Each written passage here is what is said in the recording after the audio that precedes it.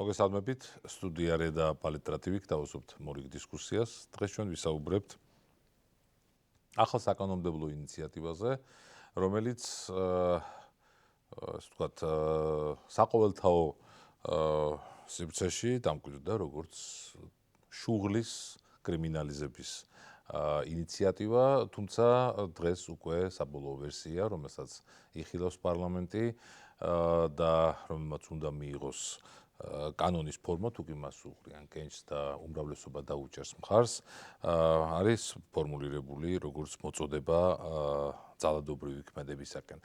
რა არის ეს ინიციატივა, რატომ გაჩნდა დღის წესრიგში ეს თემა და რისი შეცვლა სურს საქართველოს მთავრობას, როდესაც ამ ინიციატივით გამოდის. შინაგან საქმეთა სამინისტრო არის ინიციატორი ამ კანონპროექტის. დღეს ჩვენს გადაცემაში სურდა, რომ მიიღო მონაწილეობა სამინისტროს წარმომადგენლებს, მაგრამ მათ ამ ეტაპზე თავი შეიკავეს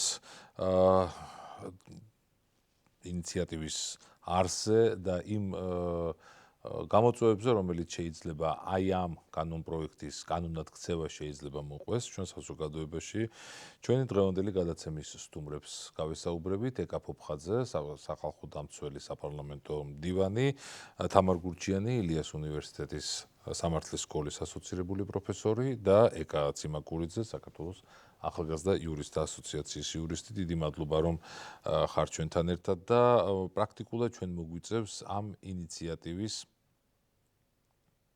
ხასიათზე საუბარი, რა არის ეს, უფრო მეტად ალბათ საგანმანათლებლო ხასიათის გამოგვივა დღევანდელი გადაცემა, იმიტომ რომ მთავარი მოტივები, რაც ჰქონდა შინაგან საქმეთა სამინისტროს და რაზეც ისინი აპელირებდნენ, ჩვენ აქ ვერ მოვისმენთ, შეგვიძლია ვთქვათ ის, რაც ცალკეული შეხვედრების დროს მოგვისმენია მათგან. თქვენგან დავიწყებ, ეკა. მოგესალმებით, პირველ რიგში დიდი მადლობა მოწვევისთვის. რაც შეეხება ამ ინიციატივას, როგორც თქვენ უკვე გააჟღერეთ, შინაგან საქმეთა სამინისტრო არის ავტორი და ინიციატორი საქართველოს მთავრობა და პარლამენტში ძალიან აქტიურად იხილება ეს კანონპროექტი და ძალიან კარგია ისიც, რომ საზოგადოებაში ძალიან აქტიურად ხდება ამ კანონპროექტის განხილვა. ამ კანონპროექტს სახალხო დამცველიც გამოეხმაურა თავის დროზე და ჩვენ წინადადებით მიმართეთ პარლამენტს და ასევე აქტიურად ვიყავით ჩართული საკომიტეტო მოსმენებში. როგორც უკვე გაჟღერდა, ამ კანონპროექტით მოწოდება ძალადობრივი ქმედებისკენ ხდება დასჯადი, რომელიც მიზნად ისახავს ჯგუფებს შორის და რელიგიურ, ეთნიკურ, სოციალურ და სხვა ნიშნების მიხედვით ჯგუფებს შორის შუღლის ჩამოგდებას. ჩვენ ცოტა ალბათ ისტორიული ექსკურსიც უნდა გავაკეთოთ და გავიხსენოთ პირველი ვერსია კანონპროექტის, რომელიც იყო ნამდვილად ძალიან ცუდი. ანუ პირველი ვერსიით მხოლოდ მოწოდება უკვე იყო დასჯადი ქმედება, ანუ კრიმინალიზაცია ხდებოდა მხოლოდ მოწოდების, ამგვარი ქმედების, რომელიც ეწინააღმდეგებოდა არა მხოლოდ ევროპულ სტანდარტს, არამედ საქართველოს საკონსტიტუციო სასამართლოს მიერ უკვე დადგენილ სტანდარტს, რომლის მიხედვითაც მოწოდება მხოლოდ იმ შემთხვევაში შეიძლება იყოს დასჯადი, რომელიც ქმნის რეალურ აშკარა საფრთხეს, რომ დადგება მართსაწინააღმდეგო შედეგი, ანუ გარკვეული დანაშაული მოყვება ამას. ეს გაკრიტიკდა მაშინ ძალიან აქტიურად ჩვენი მხრიდანაც და სამოქალაქო საზოგადოების მხრიდანაც და უნდა აღინიშნოს ის მცირე წარმატება, რასაც მივაღწიეთ. კანონპროექტის პირველი ვერსია შეიცვალა და აშკარა პირდაპირ და რეალური საფრთხე, რომელიც მოწოდებას თან უნდა სდევდეს, შევიდა კანონპროექტში, რომლის მიხედვითაც გარკვეულწილად მოიხსნა ის შიშები, რომელიც თავიდანვე იყო გაჟღერებული, რომ ეს კანონპროექტი გამოხატვის თავისუფლებას შეზღუდავდა. მოიხსნა ეს შიში, იცით, ნორმატიულ დონეზე მოიხსნა. მე ამას ესე ვიტყოდი ჩემს მოსაზრებას ამ კანონპროექტთან დაკავშირებით. ჩვენ, როდესაც ვამზადებდით დასკვნას ამ კანონპროექტზე, შევისწავლეთ ევროპული ქვეყნების გამოცდილებაც და სხვათა შორის შინაგან საქმეთა სამინისტროსაც ყავს მოყვანილი რამდენიმე ევროპული ქვეყანა, დიახ, ესტონეთში, გერმანიაში, რუმინეთში და საფრანგეთში, სხვა ევროპულ ქვეყნებში ეს კანონი ამ სახის ფორმულირება არსებობს, ანუ სიძულვილის ენა ევროპულ ქვეყნებში დარეგულირებულია და შესაბამისად შეიძლება ითქვას, რომ საკანონმდებლო დონეზე ჩვენი ეს სტანდარტი უკვე შეესაბამება იმ სტანდარტს, მას შემდეგ, რაც ამ რეკომენდაციების გათვალისწინება მოხდა. მაგრამ აქ მეორე საკითხია, პრაქტიკაში ამ ნორმის გამოყენება როგორ მოხდება დღეს საქართველოში და რატო იყო ამ ნორმის მიღება აუცილებელი მაშინ, როცა ჩვენ ქონდა ძალიან ბევრი დანაშაული ჩადენილი, სწორედ სიძულვილის მოტივით ჩადენილი დანაშაული, რომლის შესაბამისი სანქციაც არსებობდა და რომლის არც ერთი შემთხვევის ეფექტური გამოძიება. პრაქტიკაზე როგორ იქნება, ამაზე ვისაუბრებთ აუცილებლად. თამარს მინდა ვკითხო, რამდენად აუცილებელი იყო ასეთი ტიპის ინიციატივა, როგორ წარმოგვიდგენია თქვენ ძალიან დიდხანს მიდიოდა ჩვენ საზოგადოებაში საუბარი ცალკეულ ჯგუფებს შორის შეიძლება მთელ საზოგადოებაზეც ვერ ვთქვათ რომ სიძულვილის ენით ძალიან გაიჯერა ჩვენი სივრცე და ამიტომ საჭიროა რაღაც ფორმით ამის დასჯა. არის ეს ის მოტივი რომლის გამოც შეიძლებოდა ასეთი კანონპროექტი წამოედგინათ? დიდი მადლობა ამ კითხვისთვის. მე ვფიქრობ ფუნდამენტურად მნიშვნელოვანი საკითხი სწორედ ის არის ვის სჭირდება ეს კანონი. რეალურად ეს კანონი ვისაც ჭირდება, ის ჯგუფები ამ კანონს ეწინააღმდეგებიან, იმიტომ რომ მიიჩნევენ, რომ უსამართლოდ იზღუდება გამოხატვის თავისუფლება და რასაკვირველია, მე ამ ჯგუფების მესმის, ეს არის სახელმწიფო, რომელმაც სიძულვილით მოტივირებული დანაშაული ვერ აღკვეთა ჯერ და არც ერთი ასეთი დანაშაული არ აქვს გამოძიებული და დანაშაულები დასჯილი, მაგალითად იგივე 17 მაისი რო ავიღოთ და სექსუალური უმცირესობები როგორც ამ დანაშაულის მსხვერპლები, ხო? და ამ დროს ან რელიგიური უმცირესობები. ან რელიგიური უმცირესობები კი ბატონო, რა თქმა უნდა, ამის აღნიშვნასაც აუცილებლად ვაპირებ. მაშინ, როდესაც სახელმწიფო რელიგიური უმცირესობების თუ სექსუალური უმცირესობების მიმართ ჩადენილ დანაშაულთან დაკავშირებით არაფერს აკეთებს და სისხლის სამართლის კოდექსში არსებული ნორმები, მათ შორის ის, რომ სიძულვილი არის დამამძიმებელი გარემოება, საერთოდ არ მოქმედებს და უცებ სიძულვილის ენის კრიმინალიზაციას აკეთებს ფაქტობრივად, ხო? ჩემთვის ეს არის თუმცა ასე არ არქმევს. სიძულვილის ენის კრიმინალიზაცია. სახელმწიფო, რა თქმა უნდა, ამას არ არქმევს. ჩვენ გვაქვს იგივე კანონი, ახლა უბრალოდ სხვა შეფუთვით. იგივე რაც იყო რამდენიმე წლის წინ, რომელსაც ზუსტად აქ განვიხილავდით, რელიგიური გრძნობების შეურაცხყოფის აკრძალვად ჯერ კრიმინალიზაცია და შემდეგ ადმინისტრაციული სამართალდარღვევების კოდექსში მისი შეტანა რომ უნდოდათ. ეს არის იგივე განზრახვები უბრალოდ სხვა შეფუთვით მოცემული და ამის უკან რა თქმა უნდა დგას სახელმწიფო საპატრიარქოსთან ერთად, რომელსაც ყოველთვის უნდოდა რომ ასეთი რეგულაცია ყოფილიყო. უკვე აღნიშნა რომ ჯგუფები, რომლებიც არიან სიძულვილის მსხვერპლი, ეს ჯგუფები ამ კანონპროექტს ეწინააღმდეგებიან. იდენტობა ყოველდღე წერს ამის შესახებ სხვადასხვა ორგანიზაციები, რომლებიც სექსუალურ უმცირესობებთან მუშაობენ და რელიგიური უმცირესობების ორგანიზაციები ასევე არანაირად, ესე იგი, არ მონაწილეობენ და არანაირად ამას მხარს არ უჭერენ, მაგრამ სახელმწიფო პროაქტიულად მოქმედებს და ასე ვთქვათ, თავს გვახმას ამას. ბუნებრივია, ეს არის ეჭვის საფუძველი და ბუნებრივია, ამას ნამდვილად არ გამოიყენებენ სასიკეთოდ და არ უნდა დაგვაუწყდეს ამ ეჭვს რა აძლიერებს, არ უნდა დაგვაუწყდეს ეს ერთი გარემოება სახელმწიფო საპატრიარქოსთან ერთად მუდმივად ხას უსვავდა ხოლმე, რომ უმცირესობების უფლებებთან ერთად ასევე არსებობს უმრავლესობის უფლებებიც, რაც არის სრული აბსურდი ნებისმიერი ადამიანისთვის. არ ჭირდება მას ადამიანის უფლებათა თეორიების ცოდნა, მას ჭირდება ელემენტარული სამოქალაქო განათლება, რომ ამას მიხვდეს, რომ ადამიანის უფლებების არსი ის არის, რომ უმრავლესობა შეიბოჭოს და უმცირესობა უსამართლოდ არ შეიზღუდოს. და ეს ახალი ასე ნოვაცია ქართულ სამართლებრივ სივრცეში, რაც ექსკლუზიურად ეკუთვნის საპატრიარქოს, სწორედ ეს ნოვაცია მკვიდრდება ახლა. ეს მუხლი იქნება გამოყენებული უმცირესობების წინააღმდეგ, დარწმუნებული ვარ, უმრავლესობის ინტერესების დასაცავად. ეს არის იდეა და სამწუხაროდ ეს იდეა როგორც ჩანს პარლამენტში ხორციელდება. ჩვენმა კოლეგებმა ზუსტად იმ ორგანიზაციებს თუ იმ ჯგუფების წარმომადგენლებს მიმართა ესაუბრა სწორედაც ვისი დაცვის მოტივითაც წამოვიდა ეს ინიციატივა და თუ რა განწყობები და რა მოლოდინები აქვთ მათ ახლა სიუჟეტში ნახავთ.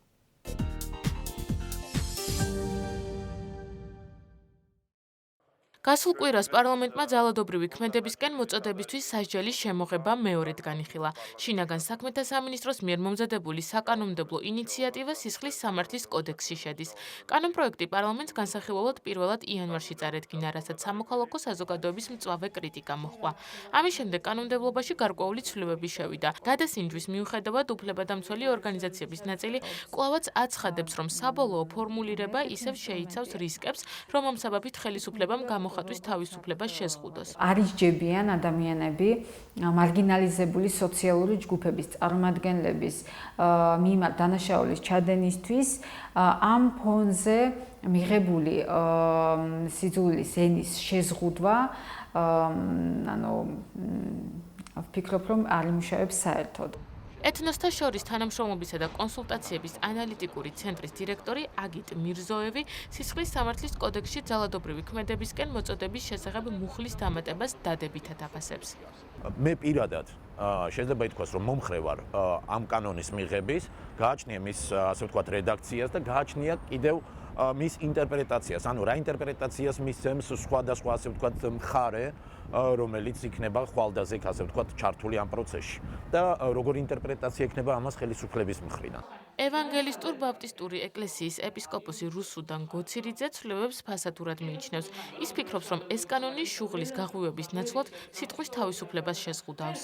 კანონები ხელში აქვს სახელმწიფოს და არც ერთ შემთხვევაში აი ამ ფონზე, სადაც არსებობდა 17 მაისი არსებობდა, სამთაწყარო არსებობდა, ჭელა, ნიგუზიანი, არც ერთ შემთხვევაში სახელმწიფომ ეს არ გამოიყენა. არათუ არ გამოიყენა, სუბუქი სასჯელებზეც კი თავი შეიკავა. არანაირი იმედი არ მაქვს, რომ ამ კანონის მიღებით სახელმწიფოს მხრიდან მარგინალური ჯგუფების დაცვა არის მოწადინება.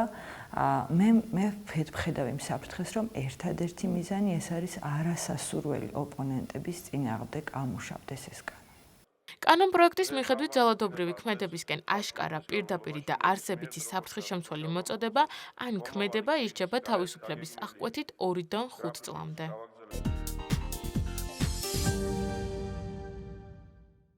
ეკა იგივე კითხვა მაქვს ალბათ მნიშვნელოვანწილად დღეს საჭირო არის რომ ჩვენ საზოგადოებას მეტი ინფორმაცია მივაწოდოთ იმ აუცილებლობაზე, იმ საჭიროებაზე, რატომაც გაჩნდა ეს ინიციატივა. თან ამდენადაც ვიცი, ახალგაზრდა იურისტთა ასოციაცია თავიდან ჩაერთო ამ პროცესში, რომ გაპატიოსნება მომხდარიყო იმ პირველადი ვერსიის და რამდენად მისაღებია თქვენთვის ის ვერსია, რომელიც დღეს არის. დიახ. ჩვენი ანუ ახალგაზრდა იურისტთა ასოციაციის და ძალიან ბევრი არასამთავრობო ორგანიზაციის, ისევე როგორც მედია ორგანიზაციების ძირითადი წუხილი ამ პროექტთან დაკავშირებით იყო განპირობებული ორი გარემოებით. ერთი იყო კონტექსტი, რა კონტექსტში ჩვენ ვხედავთ ახლა ამ ნორმის მიღების მცდელობას და მეორე უკვე მის შინაარსთან დაკავშირებული. თუმცა მთავარი და უმნიშვნელოვანესი იყო კონტექსტის პრობლემა. აქ ისაუბრეს უკვე ეკამდა თამარმა ძირითად ნაწილებზე, თუმცა დავამატებ იმას, რომ კონტექსტის თვალსაზრისით კონტექსტი არის მნიშვნელოვანი და ჩვენ კონტექსტში გულისხმობ დღევანდელ რეალობას, რაც არის ჩვენს ქვეყანაში. რა რეალობის გათვალისწინებით და რა რეალობის პირობებში ხდება ამ პროექტის შემოთავაზება. ჩვენ გვინახავს და ეს არის გაჟღერებული როგორც არასამთავრობო ორგანიზაციების, ისე საერთაშორისო ორგანიზაციების ანგარიშებშიც. სახელმწიფოს ლოიალური დამოკიდებულება მაგალითად დომინანტი ჯგუფების მიმართ, მაშინ, როდესაც ადგილი ჰქონდა, იგივე რაც იყო დასახელებული 17 მაისის შემთხვევებში, იგივე რელიგიის თავისუფლებასთან დაკავშირებულ კრიმინალურ ქმედებებს ბოლო რამდენიმე წლის განმავლობაში და ამ ანგარიშებში მათ შორის მაგალითად ევროკავშირის საგანგებო წარმომადგენლის თომას ჰამერბერგის ანგარიში პირდაპირ არის ნათქვამი, რომ იმ შემთხვევებშიც კი, როდესაც არსებობდა კონკრეტული ხელშესახები მტკიცებულებები, რომ სახელმწიფოს ეფექტური რეაგირება მოეხდინა უმცირესობების წინააღმდეგ განხორციელებული დანაშაულებზე, ასეთი ეფექტური რეაგირება სახეზე არ ყოფილა. ეს ამ კანონის არარსებობა უშლიდა ხელს? ხო, სწორედ ამას ვამბობთ, რომ ისეთ შემთხვევებში, როდესაც საქმე ქონდა უკვე არსებულ შემდგარ დანაშაულთან, ასე ვთქვათ, სავარაუდოდ შემდგარ დანაშაულთან, რომლის გამოძიებაც დღემდე არ მომხდარა და რომელზეც არსებობს რეგულაციები და კრიმინალიზებულია უკვე, სახელმწიფოს არ განუხორციელებია ქმედითი ღონისძიებები და მხოლოდ მოწოდების კრიმინალიზაცია, ანუ აზრის გამოხატვის კრიმინალიზაცია ამ შემთხვევაში შემთხვევაში, რამდენად მოემსახურება იმ იდეას, რომ დაცული იქნეს უმცირესობების უფლებები და მათი უსაფრთხოება, ეს არ ქმნის საზოგადოებაში არ ჟღერს დამაჯერებლად სახელმწიფოს მხრიდან. მეორე მხრივ, ჩვენ არ მოგვისმენია კონკრეტული არგუმენტირებული პასუხები, მიუხედავად იმისა, რომ ძალიან ბევრჯერ დაისვა ეს კითხვები, თუ რაში მდგომარეობს აუცილებლობა ამ ქმედების კრიმინალიზაციისა დღეს. ეს პირდაპირ კავშირშია სწორედ საჭიროებასთან ამ პროექტის ამ დიდი მადლობა, რამდენად შეცვლის პრაქტიკას და რა შეიძლება შეცვალოს ამ კანონმა თუ ის კანონი გახდა, რეკლამის შემდგომ ვისაუბრებთ ჩვენ სტუმრებთან და ჩაგვერთვება უკვე Skype-ის მეშვეობით ახალციხიდან თამარ უჩიძე, გაზეთ სამხრეთის კარიბჭის ჟურნალისტი. სტუდიარეთ და პალიტრატივი განაგრძობს დისკუსიას, ჩვენ ვსაუბრობთ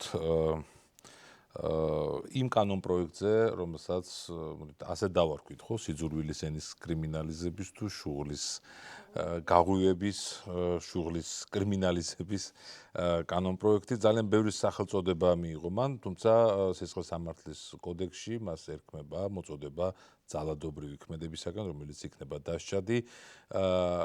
ეხლა თქვენი გათვლით, თქვენი დაკვირვებით, რა შეიძლება შეცვალოს ამ კანონ პროექტმა? იმიტომ ამ კანონმა უკვე თუ ის გახდა კანონი, იმიტომ რომ გვაქვს პრაქტიკა, ვიცით რა ხდებოდა ბოლო წლების განმავლობაში, როდესაც ხდებოდა სიძულვილის ენა საჯარო სივრცეში, იყო ძალიან ბევრი ჯგუფი, რომელიც განიცდიდა დევნას და შევიწროებას და რომელთა მიმართაც იყო სწორედაც ეს ენა მიმართული. სანამ ამ კითხვას უპასუხებ, ერთი საკითხია, რომელზეც წინათაც მინდოდა და გამახვილებინა ყურადღება, როცა კანონ პროექტის ნორმატიულ ჩარჩოზე ვსაუბრობდი. ერთ-ერთი საკითხი, რომელიც იყო ჩვენი პრინციპული მოთხოვნა, იყო ის, რომ იმ ნიშნების ჩამონათვალში, როგორიც არის რელიგიური, ეთნიკური და სხვა, აუცილებლად ჩაწერილი იყო სექსუალური ორიენტაცია და გენდერული იდენტობა.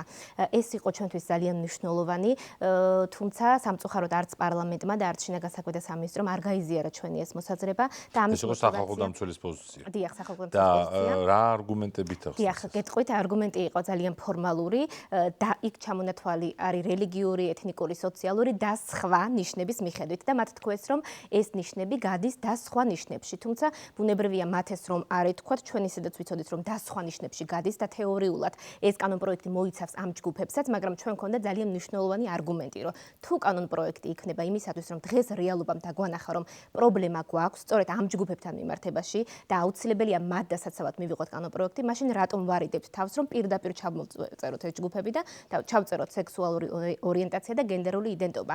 ჩვენი არგუმენტი იყო ის, რომ კანონ პროექტი ყოველთვის უნდა ასახავდეს იმ მომენტში რეალობაში არსებულ პრობლემებს და დღეს რეალობაში არსებული პრობლემები არის სწორედ ამ ჯგუფების მიმართ, როგორც ვერბალური, ასევე ფიზიკური ძალადობა. შესაბამისად, ჩემი აზრით ძალიან დიდი უპასუხისმგებლობაა, როცა იღებ კანონს, ამბობ, რომ ამ ჯგუფების დასაცავად ვიღებ კანონს და ამ დროს თავს არიდებ ამ ჯგუფების მოხსენიებას და სხვაში გადაგყავს და ამაზე საუბრობ, რომ ეს არის ძალიან ტექნიკური არგუმენტი. და ჩემი აზრით ეს ძალიან მნიშვნელოვანი პოლიტიკური არგუმენტიც არის და ეს არის ძალიან მნიშვნელოვანი დეკლარირება სახელმწიფოს მხრიდან, თუ როგორ აღიქვამს და როგორ იქცევა ამ ჯგუფებს სახელმწიფო. ამიტომ თუმცა ძალიან კომპრომისული ნაბიჯი იქნებოდა მთავრობის მხრიდან, რომ მათ ეს ჩანაწერი გაეკეთებინათ. რა სერიოზულ დათმობაზე შეიძლებოდა ყოფილიყო, რომ აი ეს ჩანაწერიც ყოფილიყო? მე ნამდვილად არ ვიცი, მათ ესე იგი შინაგან ერწმენა და мотиваცია რა იყო, ამას ნამდვილად ვერ გეტყვით, მაგრამ ფაქტი იყო ის, რომ მათი პასუხი იყო ძალიან ესეთი მკაცრი, რომ და სხვა მოიაზრებს ყველა ჯგუფს და მაშინ ყველა ჯგუფებს ხوار ჩამოვთვლით და ჩვენი არგუმენტი იყო, რომ უნდა ჩამოთვალოთ ყველაზე აქტიურად ის ჯგუფები, რომლებიც დღეს ყველაზე მეტად საფრთხის რისკის ქვეშ არიან ამ ძალადობის და რომლის დასაცავადაც, როგორც ამბობთ, იღებთ ამ კანონ პროექტს. ამიტომ ჩემი აზრით ეს ძალიან მნიშვნელოვანი არ იყო ეს ტექნიკური საკითხი და თუ ჯერ კიდევ არის ამის დრო და ალბათ არის ამის დრო, ძალიან მნიშვნელოვანი იქნება თუ ამ კუთხით მაინც გააკეთილშობილებს პარლამენტი ამ კანონ პროექტს და მით უმეტეს ეს უკავშირდება იმას, რაც აქ უკვე აღნიშნა, რომ სწორედ ის ჯგუფები გამოთქვამენ უნდობლობას ამ კანონპროექტის მიმართ, ვის დასაცავადაც ვითომ ეს კანონპროექტი შემოიღეს და რომლის აღნიშვნაც პირდაპირ არ უნდათ და დასხვაში გახყავთ. ანუ ეს არის ძალიან დიდი პრობლემა ჩემი აზრით და არა მხოლოდ ტექნიკური პრობლემაა. ეხა შეიძლება პრაქტიკაზე, ხო, რაც შეეხება პრაქტიკას, მე როგორც აღნიშნე, ესეთი კანონპროექტი არსებობს ძალიან ბევრ ევროპულ ქვეყნებში, თუმცა ეს იმას არ ნიშნავს, რომ რადგანაც არსებობს სხვა ევროპულ ქვეყნებში, აუცილებელია ჩვენც ეს გქონდეს. აქ ორი მნიშვნელოვანი ჩემი აზრით არგუმენტს ვიტყოდი მე. პირველ რიგში იმ ქვეყნებში, სადაც არსებობს ესეთი კანონპროექტი, არის სხვა მექანიზმები, რაც აბალანსებს იმას, რომ ეს არ იყოს გამოყენებული ცუდად. იქ სამართალდამცავი ორგანოების მუშაობის კულტურა და პრაქტიკა არის სხვანაირი. იქ უფრო მეტად სენსიტიურები არიან ამ უმცირესობის წარმომადგენლების მიმართ და მათი პრობლემები დემოკრატიის დიდი პრაქტიკაა. რა თქმა უნდა და იქ უმრავლესობას კი არ იცავენ უმცირესობისგან, არამედ უმცირესობას იცავენ უმრავლესობისგან და მესამე არის სასამართლო საკმაოდ დამოუკიდებლობის მაღალი ხარისხი. ამიტომ ის საფრთხეები, რაც დღეს ამ კანონპროექტმა შეიძლება ჩვენ პრაქტიკაში მოგვიტანოს, რომ მოხდეს მისი ინტერპრეტირება ცუდად, რომ გამოყენებული იქნეს ეს პირიქით არ უმცირესობის დასაცავად, არამედ პირიქით მათ მიმართ ესე ვთქვათ შეტევის განსახორციელებლად, ჩვენ სამწუხაროდ არ გვაქვს ესეთი სამართლებრივი სისტემა, რომ ყველა ამ რისკებს დაასხვებს. ამიტომ აი პრაქტიკული კუთხით შეიძლება ეს კანონპროექტი ამ კუთხით ქმნიდეს საფრთხეს მისი პრაქტიკაში გამოყენების. იმიტომ რომ ჩვენ არ გვაქვს დამცავი მექანიზმები, ესეთი რომელიც არის სხვა ევროპულ ქვეყნებში. თამარს მინდა ვკითხო, თავიდანვე ითქვა, რომ არის რისკი, რომ შეიძლება მაგალითად ეს კანონპროექტი გამოიყენონ მედიაზე ზრდოლისთვისაც. არის ეს ხიფათი ამ კანონპროექტში? ჩემი აზრით არის. ესაა, აი როგორ შეიძლება, რა ვითარებაში შეიძლება ეს იყოს გამოყენებული? ჯერ უპირველეს ყოვლისა აბსოლუტურად ვეთანხმები ეკას ყველა არგუმენტთან დაკავშირებით, განსაკუთრებით ის არგუმენტი არის ცოტა სწორედ სახიფათო, რომ აი საფრანგეთში, ესტონეთში და ესე შემდეგ ასე არის. ეს ჩვენთვის არაფერს ნიშნავს. საფრანგეთში ახლა არ იწერება ეს კანონი და შესაბამისად ძველად ოდესღაც მიღებული კანონთან დაკავშირებული რა სასამართლო პრაქტიკა არსებობს და როგორი სამართლებრივი ინტერპრეტაციები, ეს ყოველთვის უნდა ხედველობაში მივიღოთ ხოლმე. ასეთი მექანიკური ინტერპრეტაციები არ უნდა ხდებოდეს. მთავარი არის, რომ ჩვენ ხელი გვაქვს მოწერილი ევროპის ადამიანის უფლებათა კონვენციაზე და სწორედ ეს ამ კონვენციის დადგენილი სტანდარტი არის ის, რომ სიტყვისა და გამოხატვის თავისუფლებას რო შეზღუდავ, ეს შეზღუდვა უნდა იყოს კანონით მკაფიოდ ჩამოყალიბებული და ეს კანონი უნდა იყოს განჭვრეტადი კანონი და არა ისეთი ორაზროვანი და ბუნდოვანი, როგორცაც ახლა გვთავაზობს მთავრობა. და ასევე შეზღუდვა კანონიერ მიზანს უნდა ემსახურებოდეს და ეს შეზღუდვა სასიცოცხლო მნიშვნელოვანი უნდა იყოს და აუცილებელი დემოკრატიულ საზოგადოებაში. არც ერთ ამ კრიტერიუმს არ აკმაყოფილებს ეს კანონპროექტი. და რატომ შეიძლება იქნეს გამოყენებული თუნდაც მედიის წინააღმდეგ? იმიტომ რომ რას კრძალავს ეს მუხლი? კრძალავს ნებისმიერ გამოხატვას ზეპირსაც წერილობითაც და მათ შორის სხვადასხვა ფორმებით აი სხვადასხვა ფორმებსაც. შეიძლება ეს იყოს მაგალითად სოციალურ ქსელში დაწერილი პოსტით. შეიძლება წარმოდგენაც იყოს.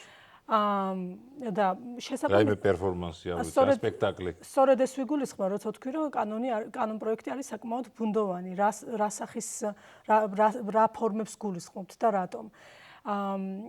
ასეთი არც ერთი ქვეყნის კანონმდებლობის ინტერპრეტაცია, ასე განვითარებული ქვეყნის კანონმდებლობის ინტერპრეტაცია ასე არ ხდება და აი ამიტომაც ეს კანონპროექტი თუ კი გახდა კანონი, განწირულია იმისათვის, რომ ის წავიდეს საკონსტიტუციო სასამართლოში და როგორც კონსტიტუციასთან დაპირისპირებული კანონი გაუქმდეს საკონსტიტუციო სასამართლოს მიერ და უბრალოდ რატომ ხარჯავს პარლამენტი ამაზე დროს, ცოტა გაუგებარია.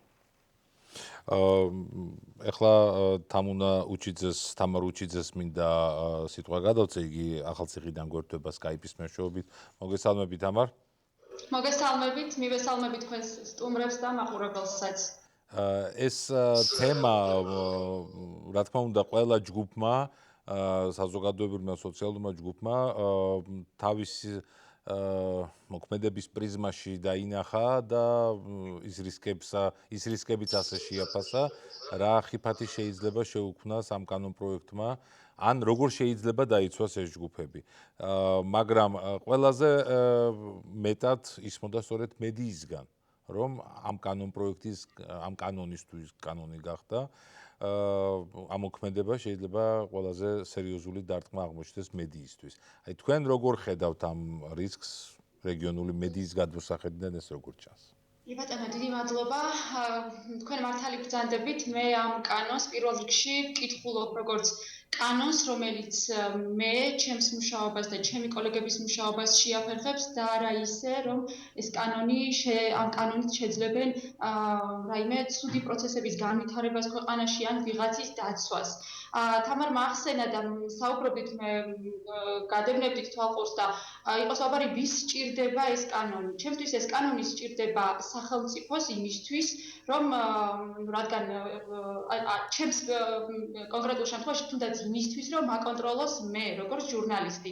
ორ ბოლო გახმაურებულ ფაქტს გავიხსენებ, უფრო თვალსაჩინო რომ გახდეს, რას გულისხმობ, ჭელას მოვლენები და მოხეს მოვლენები. ჭელაშიც და მოხეშიც, ესე იგი, პრეტენზია ისმოდა და ადანაშაულებდნენ აქ განვითარებულ მოვლენებში სახელმწიფოს. პირველ შემთხვევაში ეს იყო ფინანსთა სამინისტრო, მეორე შემთხვევაში უფრო კონკრეტულად იყო სამცხე ჯავახეთის გუბერნატორი აკაკი მაჭუტაძე, რომელმაც როგორც ადგილობრივები ამბობდნენ და ფაქტის შემსწრეც იყო სამხრეთის კარიბჭე, ჩამოიყვანა მუფთი ადიგენში და დადო მასთან ერთად პირობა ადგილობრივებთან, რომ იმ სადავო შენობას გადასცემდნენ ადგილობრივებს. ანუ რისი თქმა მინდა, ერთ შემთხვევაში და მეორე შემთხვევაში სწორედ სახელმწიფოს მისამართით ისმოდა კრიტიკა, სახელმწიფო ორგანოების მისამართით და ვინ არის ბრალმდებელი? ბრალმდებელი არის პროკურატურა, ანუ არის სახელმწიფო, ხო? ამ ორივე შემთხვევაში, როცა ორივე ფაქტზე ვმუშაობდი, ჩემზე მოდიოდა ძალიან დიდი ზეწოლა. იყო, დაბარებები, შეხვედრები, ზოგს ვწერდით, ვაშუქებდით, ზოგს შეუძლებელია ყველაფერზე, ყველა ზეწოლაზე ყოველდღე ილაპარაკო და ისინი მირჩევდნენ, რომ აი თქვენ გამოდიხართ სახელმწიფო ინტერესების წინააღმდეგ, ალბათ როგორც ხდება ხოლმე, თქვენ გამოდიხართ სახელმწიფო ინტერესების წინააღმდეგ და უკეთესი იქნება, რომ ამ თემების გაშუქებაზე თავი შეიკავოთ, რომ ამით თქვენ აზიანებთ ამას. მე ვფიქრობ, რომ თუ ეს კანონი, რომელზეც ახლა ჩვენ ვლაპარაკობთ, თუ ჯერჯერობით ეს არის კანონ პროექტი, იქნებოდა მაშინ მიღებული და ძალაში, დარწმუნებული ვარ, რომ ამას სახელმწიფო ჩემს წინააღმდეგ გამოიყენებდა. და არა იმ ადამიანების წინააღმდეგ, ვინც ჩაიდინა კონკრეტული დანაშაული ჭელასა თუ და გამოდიოდა დაუშვათ იმ განცხადებებით, რომელიც ლახავდა რელიგიური უმცირესობების ინტერესებს ამ კონკრეტულ შემთხვევაში. დიახ, სწორედ ამას გულისხმობ და ძალიან ადვილი იქნებოდა ჩემს სტატიაში, თუნდაც დაუშვათ რომელიმე სტატიაში იმ ასეთი ფრაზის მოძებნა, სადაც დაუშვათ გნებავთ ქრისტიანი, გნებავთ მუსლიმი, ამბობდა რომ აი მე თავს შევაკლავ და დავიცავ ბოლომდე ამას და სისხლის ბოლო წვეთამდე ვიბრძოლებ და ასე შემდეგ. ძალიან მარტივი იქნებოდა რაიმე მიზეზის მოძებნა იმისთვის, რომ აი ჩემს წინააღმდეგ უკვე დაეწყოთ სისხლის სამართლებრივი დევნა. ამიტომ ჩემთვის ეს კანონი არის პირველ რიგში ჩემთვის როგორც ჟურნალისტისთვის იმისთვის, რომ მე მაკონტროლონ და ხელი შემიშალონ, ვწერო ისეთი მასალები, რომელ მასალებშიც სახელმწიფო ორგანოების კრიტიკა იქნება. დიდი მადლობა ეკასთან გადავალ კითხვით. აი ეს ხიფათი, რაზეც საუბრობდა ახლა თამარ უჩიძე, სამხრეთის კარიბჭის ჟურნალისტი, ასეთ თვალნათლივ ჩანს კანონში, კანონ პროექტში. მერევა უკვე, იმიტომ რომ რაღაც გარდამავალი პერიოდია. თან კანონ პროექტია და თან უნდათ რომ კანონი იყოს. როგორც ვთქვით, ეს პროექტი არის საკმაოდ ბუნდოვანი, იმისთვის რომ ერთმნიშვნელოვნად ვთქვათ, შეიცავს თუ არა რაღაც საფრთხეებს. მაგრამ თამარის კომენტარიდან ახლა მიმყარდება კიდევ უფრო ის ასე ვთქვათ ეჭვი, რომ ამ პროექტს მის მიღების შემთხვევაში ექნება ეგრეთ წოდებული მსუსხავი ეფექტი. თამარი უკვე გრძნობს იმას, რომ პროექტის პირობებშიც კი შეიძლება ეს მის წინააღმდეგ იყოს გამოყენებული და არ არსებობდეს, პროექტიც არ არსებობდა და იყო ზეწოლა მის წინააღმდეგ და ასევე სხვა ჟურნალისტების წინააღმდეგ, როდესაც მსგავს кейსებს აშუქებდნენ. მით უფრო ისეთ შემთხვევაში, როდესაც გვაქვს შინაარსობრივად საკმაოდ ბუნდოვანი ნორმა, მის მიღების შემთხვევაში ეს მსუსხავი ეფექტი შეიძლება მართლაც იყოს სახედო. ჩვენ ამას ვეჭვობდით, ვფიქრობდით, რომ ეს შეიძლებოდა რისკი ყოფილიყო და თამნას კომენტარიც ამას ადასტურებს პრინციპში. შეიძლება ესეთი რამ ვთქვათ, რომ აი ეს კანონ პროექტი თუ ის გახდა კანონი, აი ამ ფორმით, არ ვიცით შემდეგ როგორ წავა საკონსტიტუციო დავა, ხო? აი ეს კანონი შეიძლება თუ არა უკვე თავისთავად მივიჩნიოთ სიტყვის ან გამოხატვის თავისუფლების შემზღუდველ მექანიზმად. მე აბსოლუტურად ვფიქრობ სწორედ ასე და შეიძლება ასე დაისვას უკვე საკითხი. აბსოლუტურად, რა თქმა უნდა და აქამდეც უნდა დამდგარიყო ეს საკითხი, სამწუხაროდ მედია დიდ ყურადღებას მე მგონია ამ საკითხს არ აქცევს. ეკას ვეთანხმები ამ სუსხავ ეფექტს რაც შეეხება, ეგ რას ნიშნავს? იმას ნიშნავს, რომ ციხეში არავინ გაგაგზავნის, მაგრამ ციხეში შენი გაგზავნის შიში უკვე საკმარისია შენი კონტროლისთვის და შენზე ზეწოლისთვის. ანუ ეს არის სუსხავი ეფექტი ნიშნავს იმას, თუმცა შეიძლება გაგაგზავნონ. შეიძლება გაგაგზავნონ კიდეც, მაგრამ რომ არ გაგაგზავნონ, მე დარწმუნებული ვარ, რომ არავის გაგზავნას არ აპირებს ეს სახელმწიფო ციხეში ჟურნალისტებს გულისხმობ ასეთ თვითმკვლელობას ნამდვილად არ ჩაიდენს პოლიტიკურ თვითმკვლელობას, მაგრამ ამ შიშის ატმოსფეროს თუ შექმნის, ამით ის ძალიან იხეირებს და ამ კანონ პროექტის მიზანით სწორედ შეიძლება ეს იყოს, რომ ადამიანებმა თავი შეიკავონ, ადამიანებმა ასე ვთქვათ, უკან დაიხიონ და თავიანთი სიტყვის და გამოხატვის თავისუფლება, რაც არის კონსტიტუციური უფლება, აღარ გამოიყენონ. ეს უკვე საკმარისი შედეგი იქნება, უარყოფითი შედეგი, რასაც შეიძლება ამ კანონ პროექტმა მიაღწიოს. ამიტომ ამის წინააღმდეგ ნამდვილად ყველამ სერიოზულად უნდა იმუშაოს, რომ ეს არ განხორციელდეს. არის რაიმე რესურსი, რომ ეს კანონ პროექტი თავად პოლიტიკურმა კლასმა შეეჩეროს? ეს რესურსი, რა თქმა უნდა, სანამ არ მოხდება ამ კანონ პროექტის მიღება სამი მოსმენით და მერე ხელმოწერა პრეზიდენტის მიერ, ეს ძალიან მნიშვნელოვანი ეტაპია და ალბათ არ უნდა დაგვავიწყდეს. მანამდე ყოველთვის არის, რა თქმა უნდა. მერე უკვე, როგორც თამარმა აღნიშნა, საკონსტიტუციო სამართლომ შეიძლება ამ კანონ პროექტს ემსჯელოს. ჩემთვის ძალიან მნიშვნელოვანია და ძალიან ვწუხვარ, რომ მედიის წარმომადგენლები გამოთქვამენ ამ საფრთხეებს, იმიტომ რომ თუ ეს წუხილები მათ აქვთ, ეს არის უკვე დიდი პრობლემა, რათა მათ თვით ცენზურა არ დაიწესონ. მე რო ვიყო ამ ნორმის შემფარდებელი, მე არავითარ შემთხვევაში არ გავავრცელებდი მაგალითად მედიაზე ამ ნორმას, იმიტომ რომ მე როგორც იურისტი რო ვკითხულობ, ანუ აქ უნდა ჩანდეს ძალიან მნიშვნელოვანი განზრახვა, რომ განზრახვა არის სწორედ შუღლის ჩამოგდება და შე ყველაფერს აკეთებ იმისათვის, რომ ეს შედეგი დადგეს და ეს არის შენი განზრახვა. ის რომ მედია საშუალება აშუქებს ვიღაცას, ვინც დაუშვათ დაუშვათ ასეთ განცხადებებს აკეთებს, ან რაღაც მოვლენებზე აკომენტირებს. უკაცრავად რომ გაწყვეტინებთ, მაგრამ ნორმის შემფარდებელი ამ მოხში არ თუ გავიხსენებთ ჭელას ისტორიას, იმ პერიოდის მედია ანალიზი რომ გავაკეთოთ, დავინახავთ რომ გავლენიან საერთო ეროვნულ მედიაში ეს თემა ნაკლებად გვხვდებოდა, ვიდრე დაუშვათ მაქსიმალურად ბევრი ინფორმაცია არ მიეწოდა საზოგადოებას თავისი ვებგვერდის მეშვეობით და სოციალური ქსელების მეშვეობით სწორედ სამხრეთის კარიბჭე. და ამის შემდგომ გახდა ეს უკვე დომინანტური თემა სხვა მედიაში და იქაც დაუშვათ შეიძლება ვისაუბროთ როგორ გაშუქდა ეს ისტორია. მაგრამ იმ შემთხვევაში, როდესაც თემა არის ფარული, მედია არ აშუქებს და უცბად ერთმა მედია საშუალებამ გამოიდო თავი, იმიტომ რომ ის ახლოს არის ამ თემასთან, უფრო სიღრმისეულად იცნობს ამ პრობლემას, უფრო მეტი ინფორმაციაც აქვს დაწერა, შეიძლება რომ მას მიუბრუნდნენ და უთხრან უკაცრავად, მაგრამ თქვენ საზოგადოებრივ ინტერესებს ეწინააღმდეგებთ. შეიძლება ნამდვილად, მე როგორც გითხარით, ეს მუხლი იძლევა პრაქტიკაში ძალიან ფართო ინტერპრეტაციის შესაძლებლობას, მაგრამ მე გითხარით, მე როგორც ერთი კონკრეტული იურისტი, როგორ ვკითხულობ და როგორ წავიკითხავდი ამ ნორმას. სწორედ ამიტომ არის ძალიან მნიშვნელოვანი, რადგანაც მედია ორგანიზაციებს გამოთქვამენ ამ საფრთხეს და ეს საფრთხე არის ძალიან მნიშვნელოვანი, რადგანაც მათ უკვე გაუჩნდათ ეს საფრთხე, სახელმწიფომ ხელისუფლებამ ძალიან დეკლარირებულად გამოხატოს მისი პოზიცია ამასთან დაკავშირებით და პირდაპირ აღნიშნოს და უნდა აღნიშნოს, რომ ეს კანონ პროექტი არ ეხება მედია ორგანიზაციებს, რომლებიც საზოგადოების ინფორმირების მიზნით წერენ დაუშვათ სტატიებს ამ თემებზე თუ აქვეყნებენ. შეიძლება შენიშვნაც გაკეთდეს კანონ პროექტში, არის აქ შენიშვნაც არის ამ უხში სხვა საკითხთან დაკავშირებით და ზოგადად ითვალისწინებს იურიდიული ტექნიკა ესეთი შენიშვნის გაკეთების შესაძლებლობას და რაც თავარია ძალიან მნიშვნელოვანია ხელისუფლებამ დეკლარირებულადაც აღნიშნოს ეს, რომ ეს არ ვრცელდება მედია ორგანიზაციებს, იმიტომ რომ ეს არ შეიძლება გავრცელდეს მედია ორგანიზაციებზე ცალსახად. ახალი დათქმები შემოიტანონ და კიდევ უფრო მეტად გართულდეს მაშინ ამ კანონ პროექტს. საერთოდ გააუქმებენ და საერთოდ ხელს აიღებენ ამ ინიციატივაზე.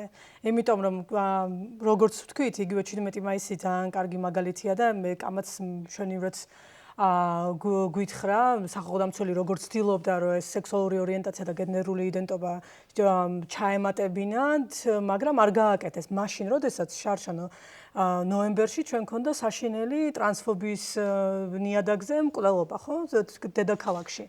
ასეთ გარდა 17 მაისისა და იმ ძალადობისა, რაც 17 მაისს მოხდა და რომელიც არ ყოფილა გამოძიებული, ჩვენ გვაქვს შემთხვევები, როდესაც ადამიანებს კლავენ სიძულვილის ნიადაგზე მათი სექსუალური ორიენტაციისა და გენდერული იდენტობის გამო და ამის მიმართ სახელმწიფოს არანაირი რეაგირება არ ქონია.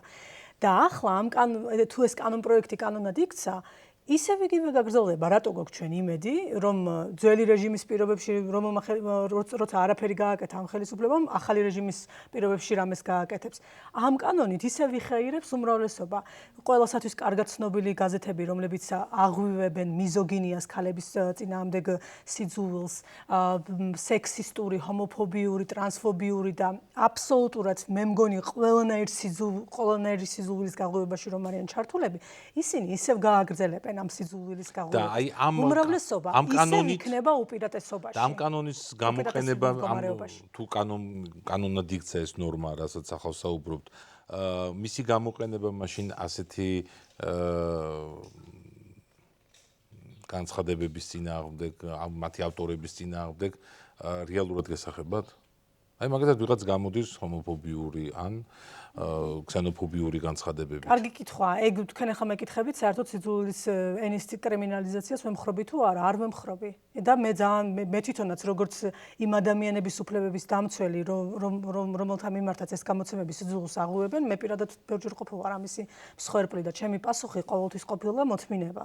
იმიტომ რომ სიტყვისა და გამოხატვის თავისუფლების, ასე ვთქვათ, საფასური ზუსტად ეს არის, რომ უნდა ითმინო და თუ კი ეს გამოცემა განსრაღ არსებითად მცდარ ინფორმაციას არ აუცილებს ჩემს წინააღმდეგ, რომელიც მე ზიანს მაყენებს და რაც კვალიფიცირდება ცილისწამებად, გარდა ამ შემთხვევისა სასამართლოშიც ვერ მივდივარ და მე თუ მკითხავთ, მეც უნდა მოვითმინო და სხვამაც უნდა მოითმინოს ეს.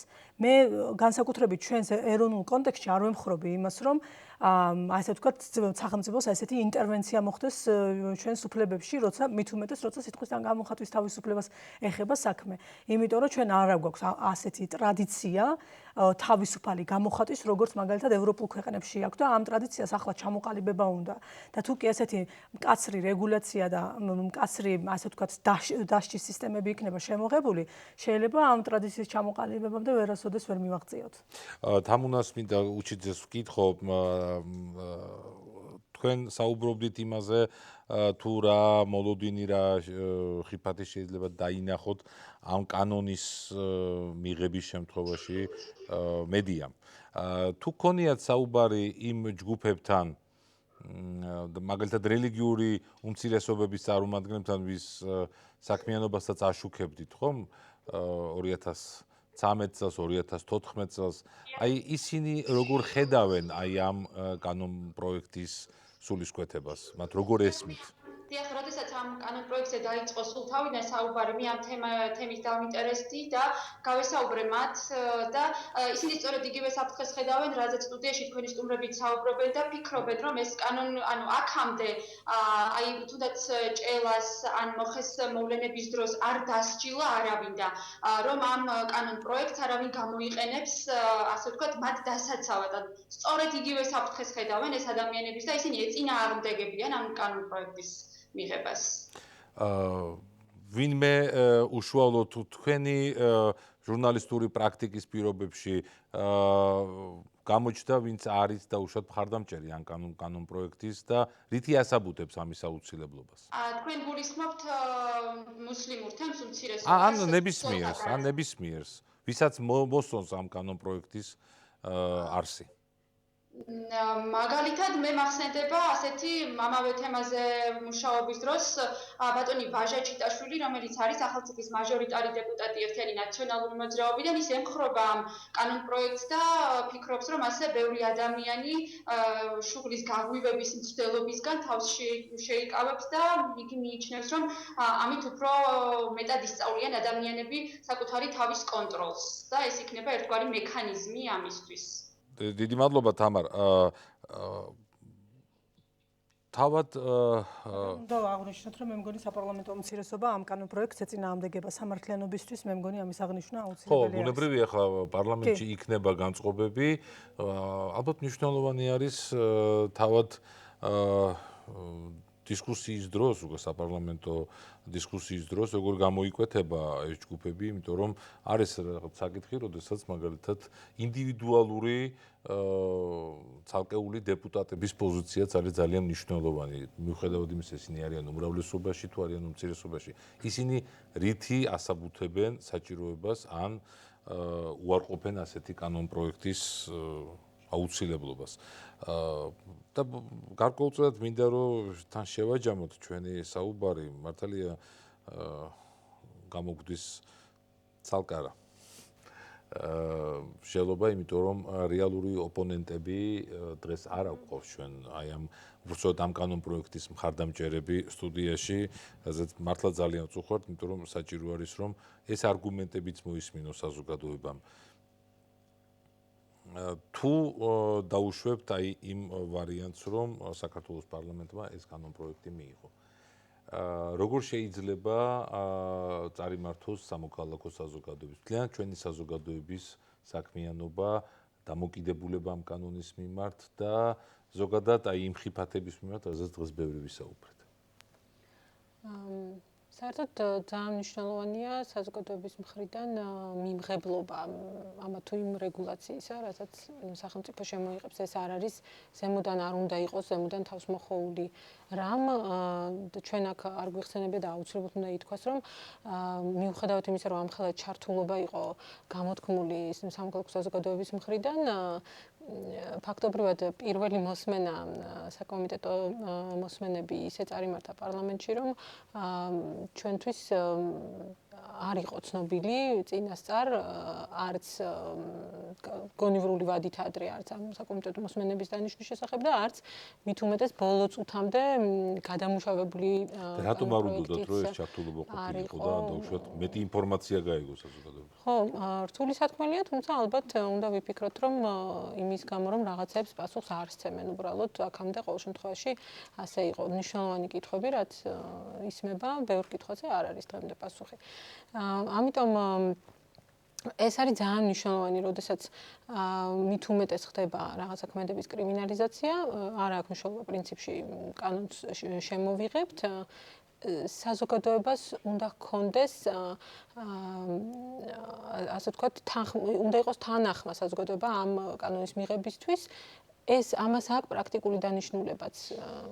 პრევენცია იმ ქმედებისა არ ხდება მხოლოდ ძალისმიერი მეთოდით, ასე ვთქვათ, კრიმინალიზაციით, არამედ კრიმინალიზაციის ერთ-ერთი მთავარი მიზანი ასევე არის ამ ქმედების პრევენცია და პრევენციის მიზანი მიღწეული იქნება იმ შემთხვევაში, თუ კი საზოგადოება თანხმდება იმაზე, რომ ეს არის ხო, ნუ ამას ალბათ ძელვადიან პერსპექტივაში მაინც განათლებას უკავშირებენ, რომ განათლების სისტემის და საგანმანათლებლო პროექტებით გაცილებით უფრო მე ვფიქრობ, რომ ერთი ეს მნიშვნელოვანი მომენტი, რაც უნდა ყოფილიყო გათვალისწინებული, რომ როცა ამხელა ინტერესი არის საზოგადოების მხრიდან უფრო სიღრმისეული და უფრო ეფექტური დისკუსია უნდა გამართულიყო ამ პროექტის ირგვლივ და როგორც ეკამ თქვა, იმ რისკებზე დეკლარირებულად უნდა ყოფილიყო გაცემული პასუხი, რასაც საზოგადოება ხედავს ამ პროექტში.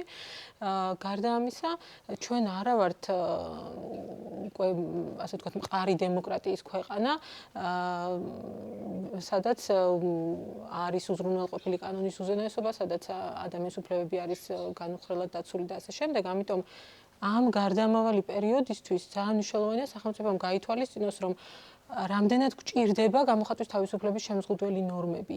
პირიქით, ჩვენ გვჭირდება უფრო მეტი გამოხატვის თავისუფლება იმისთვის, რომ მივიდეთ რეალურ დემოკრატიამდე და შემდეგ შეიძლება ვისაუბროთ თუ კი ამის თუმცა მე ალბათ ნაკლებად არის ხო საუბარი შეზღუდვებზე.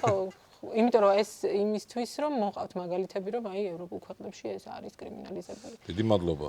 აი შემდგომ ნაბიჯებზე მინდოდა სწორედ მეკითხა თქვენთვის.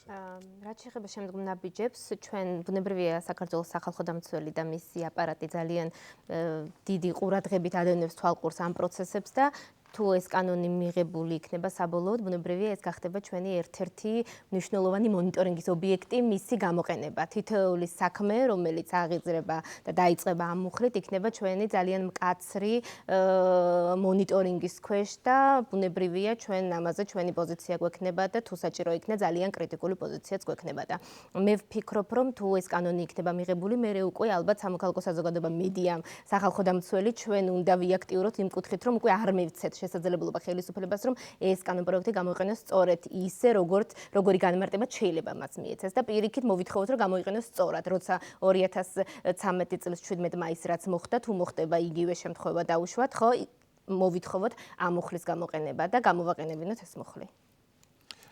თქვენც ასეთივე აბსოლუტურად ვეთანხმები ეკას, გარდა ამისა, ორივე ეკას პრინციპში. გარდა ამისა, აი თქვენი კითხვა რითიც დაიწყეთ, რომ აი სამწუხაროდ აქ არ არის, ანუ ეს არის ძალიან მნიშვნელოვანი, რომ სახელმწიფო ჩვენ პრაქტიკულად გვაგდებს ესეთ მდგომარეობაში, რომ არსად არ ჩანს ვინ არის კანონპროექტის ინიციატორი რეალური, ვინ არის ამისი მსურველი და ვინ არის ყველაზე დიდი ენთუზიასტი. ჩვენ პრაქტიკულად ვიძულებული ვართ, რომ მოჩვენებებს ვებრძოლოთ და თან მერე სახელმწიფო გამოდის და გვეუბნება, რომ ეს ის არ არის, რასაც თქვენ გულისხმობთ, ჩვენ სულ სხვა კეთილი განზრახვები გვამოძრავებს და ეს არის ზუსტად კომიკური ვითარება, რაშიც ჩვენ ვარდებით. ამასობაში საპარლამენტო უმცირესობა დაუპირისპირდება და ეს ყველაფერი მოინათლება როგორც ნაციონალური მოძრაობის, ასე ვთქვათ, ინიციატივა და შემდეგ ეს დისკრედიტაციის საშუალება გახდება, შემდეგ პრეზიდენტი დაადებს ვეტოს და პრეზიდენტის დემონიზაციის ახალი ტალღა დაიწყება. ეს არის ბინძური, ცბიერი პოლიტიკა, რომელსაც მსხვერპლად ეწირება ჩვენი უფლებები და ამიტომ გარდა იმისა, რაც თქვა ეკამ, რომ სამართლებრივი გზები, საკონსტიტუციო სასამართლო, სახალხო დამცველის და სამოქალაქო საზოგადოების გააქტიურება, ეს ხელისუფლება აუცილებლად მიიღებს ძალიან ძლიერ სამოქალაქო პროტესტსაც. იმიტომ რომ მე მგონია, რომ ჩვენ ადამიანები კარგად ვაცნობიერებთ რა არის გამოხატვის თავისუფლების რეალური ღირებულება და ამას მე მგონია ადამიანები ესე მარტივად ვერ დათმობენ. ხელისუფლება იყენებს ძალიან ბინძურ კარტს შეიძლება ითქვას, ეს არის ჰომოფობია. ჩვენ ყველამ ვიცით, რომ ბოლო წლების კვლევების მიხედვით 93% საქართველოს მოსახლეობისა ჰომოსექსუალს მეზობლადაც კი არ, ესე იგი, აღიარებს, არ უნდა რომ ყავდეს მეზობლადაც კი და ბუნებრივია ამ კარტს იყენებს გამოხატვის თავისუფლების შესაზღუდად და გონია რომ ეს არ გაუჭირდება. თანაც ამ ყველაფერს ისე ფუთავს თითქოს თვითონ ამ ჰომოსექსუალებს და რელიგიურ უმცირესობებს იცავს. მე მგონია რომ ეს არ უნდა გაუვიდეს და მე მგონია რომ ძალიან სწრაფად არის საჭირო რეაგირება. სანამ ამ კანონპროექტმა მიიღო კანონის სახე, მანამდე ჯობია ბუნებრივია რომ მკაფიო და მძლავრი რეაგირება იყოს საზოგადოების მხრიდან. დიდი მადლობა დღევანდელ დისკუსიაში მონაწილეობისთვის. კიდევ ერთხელ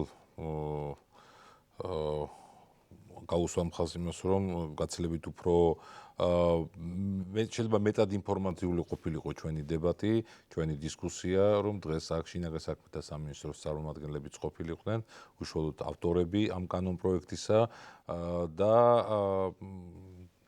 რა თქმა უნდა თქვენც მიიღებდით გაცილებით მეტ ინფორმაციას და არგუმენტებიც იქნებოდა ალბათ ბევრად დამაჯერებელი, რასაც ისმენდით დღეს ჩვენ სტუდიაში. დიდი მადლობა ეკა ფოფხაძეს, თამარ გურჩიანს, ეკა ციმაკურიძეს და თამარ უჩიძეს, რომელიც ახალციხიდან Skype-ის მეშვეობით გვერდებოდა, გაზეთ სამხრეთის კარიბჭე ჟურნალის. პროცესი გრძელდება, ეს ჯერ კიდევ შუაგზა, არ ვიცით რა ტიპის პოლიტიკურ გადაწყვეტილებას მიიღებს საქართველოს პარლამენტი, როგორ მოახდენს ის ძალადობრივი ქმედებისკენ მიმართული მოწოდების კრიმინალიზებას. ველი თქვენს გამოხმაურებას მოგწერეთ 3w.studio.org ან Facebook-ის გვერდზე, სტუდიარეს Facebook-ის გვერდზე. მომავალ შეხვედრამდე.